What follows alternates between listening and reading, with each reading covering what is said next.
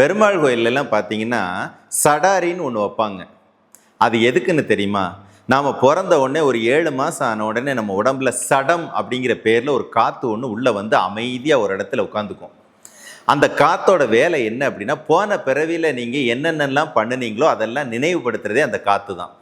போன பிறவியில் என்ன தப்பு பண்ணோம், என்ன நல்லது பண்ணோம், ஏன் பிறந்தேன், ஏன் இறந்தேன் அப்படிங்கிற அந்த எல்லா கணக்குகளையும் நமக்கு நினைவுபடுத்துறது அந்த காற்று தான்.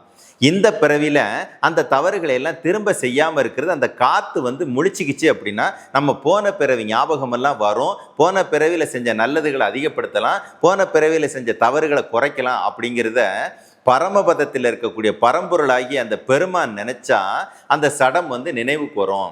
பரமபதத்தை தொட்டா, பரம்பொருளை தொட்டா அந்த சடம்ங்கிற காத்து விழிக்குங்கிறத நினைவுபடுத்துறதுக்கு தான் பெருமாள் கோயிலில் அந்த சடாரிங்கிறத ஒன்று வைப்பாங்க. அதாவது சடம் என்ற காற்றை வெளிப்படைய செய்யக்கூடிய முயற்சி. பெருமாளுடைய பாதத்தை தொட்டால் சடம் விழிப்படையும், வெளிப்படைந்தால் பூர்வ ஜென்ம நினைவுகள் வரும் அப்படிங்கிறத அடையாளப்படுத்துறதுக்கு தான் பெருமாள் கோயிலில் சடாரி வைப்பாங்க. குருவே சரணம்.